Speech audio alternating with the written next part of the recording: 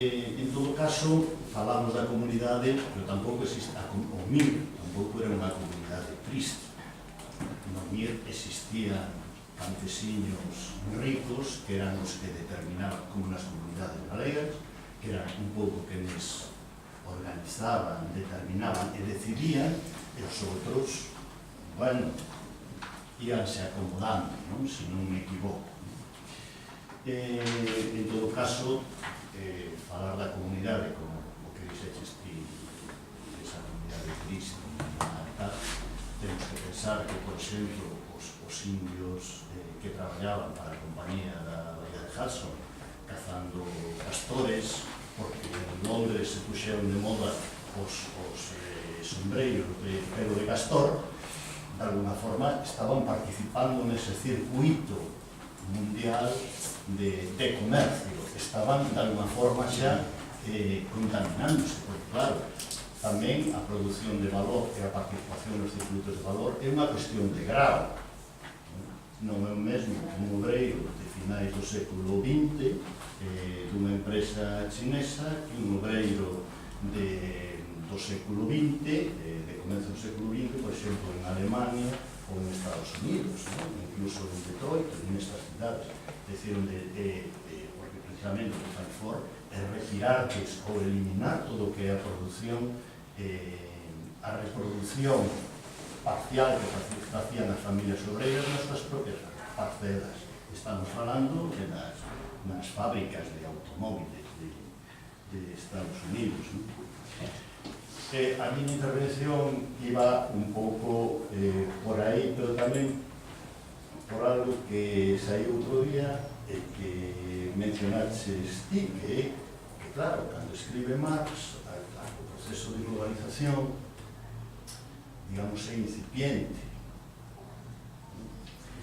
É dicir, despois da comuna, digamos, se acelera todo o proceso de explotación da natureza, que xa empezara antes, pero de alguna forma a crise agraria finisecular ven a corroborar o que estaba pasando de globalización de certos produtos, en certos os movimentos migratorios, da definitiva dun mercado global de man de obra. Pero o capitalismo aproveita algo, e isto podemos enlazar coa situación actual, iso ten un libro Mike Davis sobre os holocaustos da era victoriana tardía, sobre como a nivel de África, Asia e América o capitalismo aproveita todas as sequías e todas as inundacións causadas, as alteracións climáticas causadas pola evolución do niño e a niña para impoñer dende tributos, por exemplo, a Egipto, ata desmembrar todas as comunidades chinesas, penetrar en China ou na India, como se impón o patrón ouro. É dicir, digamos, é unha fase de avance moi forte nesa época anterior á Primeira Guerra Mundial. Pero tamén supón unha explotación moito máis intensa do que é, digamos, a natureza. De alguna forma, o capitalismo o que fai é extraer un excedente económico non só da forza de traballo, senón tamén da natureza, dunha explotación máis intensiva da natureza. Neste sentido, en que medida a visión esta de transformación do capitalismo non está desdeñado, por un lado, a eses problemas de rendementos decrecentes nas áreas tradicionais de explotación. Por outro lado, non corresponde tamén cunha visión de cambio de estrutura económica xeral onde Occidente está perdendo peso a favor de China, que xa non é só a fábrica, digamos, do mundo, senón xa é unha potencia tecnolóxicamente. E en que medida, e isto plantexaba Gunther Frank nos anos 80, unha nova explotación de áreas hasta ahora virses, como pode ser Siberia, a partir do capital chinés ou asiático, ruso, coa actividade ou coa, digamos, rusa, pode xenerar unha nova oleada, unha nova fase de crecemento, claro, non de Occidente, sino do sistema. Igual. Unimos a outra palabra que por ali. O meu vai, xusto co que se estaba falando anteriormente, é a raíz da tua resposta á pregunta de Lourenzo. E claro, que a min pareceme curioso os criterios que poida seguir para trazar a liña entre o que é unha comunidade imaginada ou o que é parte do sistema, non? Porque, por exemplo, diz que o cristianismo, a religión, e no cristianismo no que nos afecta a nós, pois sería parte fundamental e intrínseca do sistema feudal, non? E, por exemplo, pero que o capitalismo teria logo comunidades imaginadas. E o que eu pregunto é si o Estado-nación, por unha banda, que se crea a vez que o capitalismo na súa forma moderna en Europa e que permite a creación dunha lei indiscutida ou que pretende ser superior a todas as outras a diferencia do sistema feudal, se non é parte fundamental do sistema. E logo tamén unha cousa que eu ainda considero máis central dentro do sistema, que é a creación da familia nuclear e esa evolución no sistema patriarcal que leva a unha baixada unha baixada non, pero un empeoramento das condicións da muller e un control, non? Se un pode decir, por exemplo, Silvia Federici.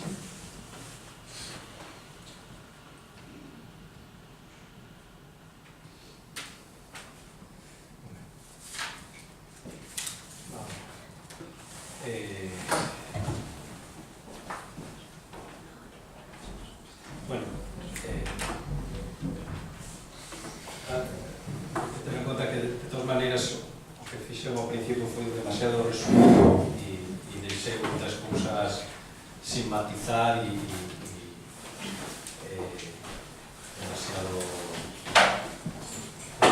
ditas demasiado lixeiramente, non? Evidentemente, eu creo que hoxe en día non existe ningún tipo de comunidade humana que non estexa totalmente subsumida no modo de comercio capitalista. Isto ten que ver coa cuestión da metafísica que falábamos antes. Pode ser formalmente comunidades, pero sustancialmente o seu contido están totalmente integradas no modo de comercio capitalista. Poden manter a forma, non? Pero están totalmente asimiladas no modo de producción capitalista. Son productores individuais aillados que participan no mercado. Onde que participen coas formas dunha comunidade, pero que case como unha empresa. Entón, hoxe en día ese proceso está totalmente, esa discusión está totalmente finiquitada, no sentido de que non hai posibilidades, non hai unha mir rusa. O sea, cando falamos da mir rusa, estamos falando dun mundo propio, dun mundo totalmente desvinculado. E, ollo, tampouco quero caer nunha concepción populista de idealización da mir rusa. Que a veces, algún escrito, algún avaliador me ten dito que parezco populista. Non é populismo, é dicir,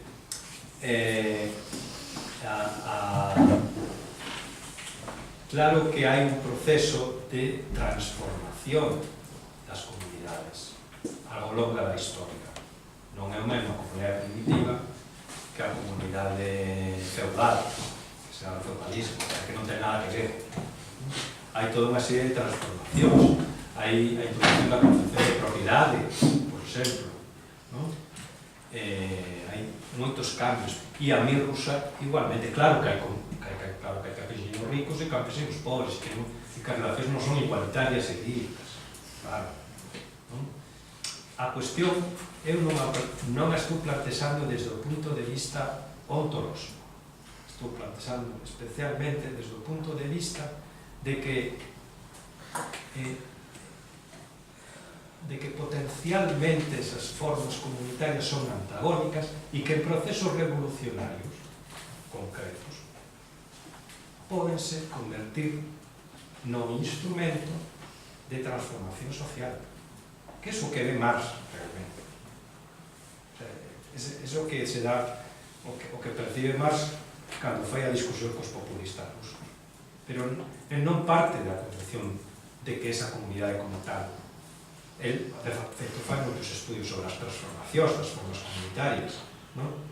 Na comunidade primitiva, cos escasos traballos antropolóxicos que había a finais do século XIX, cos teríamos que facer unha discusión muitísimo máis, teríamos que incorporar a Polanyi, por exemplo, non sei, esa reflexión, non? É dicir, teríamos que unha reflexión moito máis rica do que máis podía facer a Liga dos Iroqueses. Claro, por exemplo, non? É dicir, teríamos que ya él movíase con coñecementos moi limitados, non?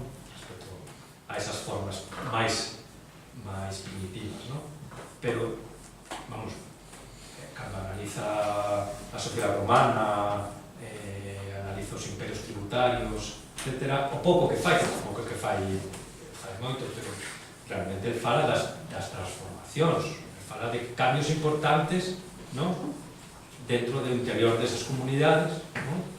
que van dando pé a que poda despois aparecer un modo de producción como capitalista. É dicir, o capitalismo non cae do ceo. O capitalismo non cae do ceo. Non é unha exterioridade que cae do ceo.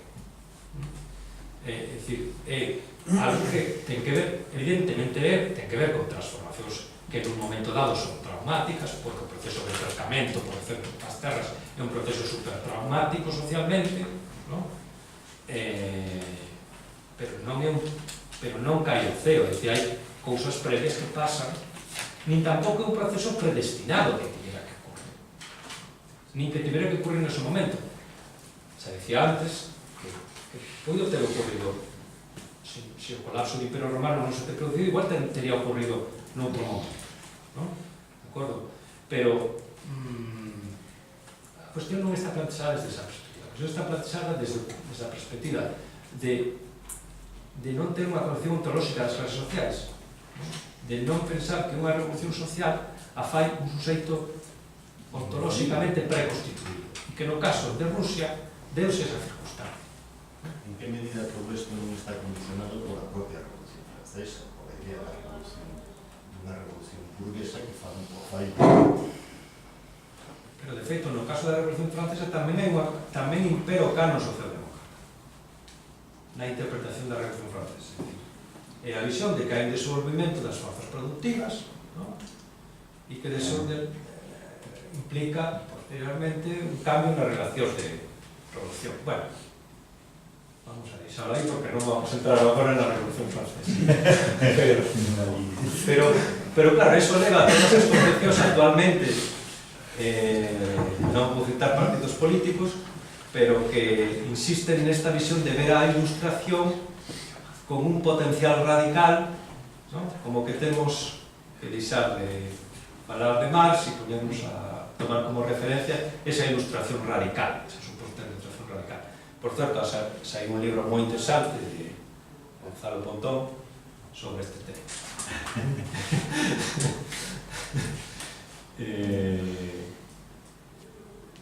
Pero aí tamén ese cambio socialdemócrata na visión da Revolución Francesa, ¿no? Como que hai unha... Porque a concepción ontolóxica das clases sociais se basa na idea de que primeiro está a economía e despois ven a política, ¿no? Primeiro se conforman as clases económicamente e despois loitan políticamente, ¿no? E no esquema socialdemócrata da Revolución Francesa é iso, ¿no? Primeiro se desenvolven as forzas productivas e despois aparece a revolución política e a transformación das relacións de producción. eu tamén cuestionaría ese enfoque. O sea, que non é solamente para interpretar as revolucións respecto ao capitalismo, sino tamén a concepción ontolóxica das clases e ese cargo socialdemócrata tamén ten moito que ver con como se analizan os procesos de transformación social anteriores ao capitalismo. Ainda que, volvo a insistir, que as categorías son históricamente específicas, a categoría de valor ou a categoría de clase social que podamos analizar con respecto ao capitalismo. Despois, claro, o capitalismo, hai un sinónimo de capitalismo. O capitalismo ten un sinónimo. E o sinónimo é catástrofe. O capitalismo é catastrófico. É un sistema inherentemente asociado á catástrofe. E o capitalismo é permanentemente hai todas estas teorías decadentistas ou colapsistas, ¿no?, que ven a decir que a catástrofe está agora. Non, a catástrofe, antes como exemplo, a catástrofe é un elemento inherente á historia do capitalismo, é inherente. E isto tamén ten que ver co tema da metafísica, é dicir, ten que ver coa cuestión de que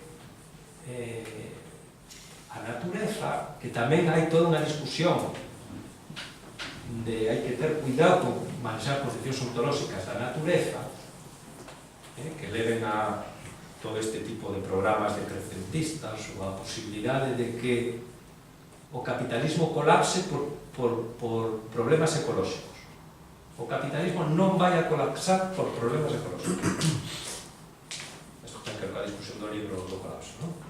Eu estou totalmente en contra das teorías colapsistas, é dicir, tanto das clásicas do marxismo, moi influídas polo canon socialdemócrata, como as que se manexan posmodernas de hoxe en día, ligadas á cuestión dos límites externos ao capital. O capitalismo non vai a colapsar por problemas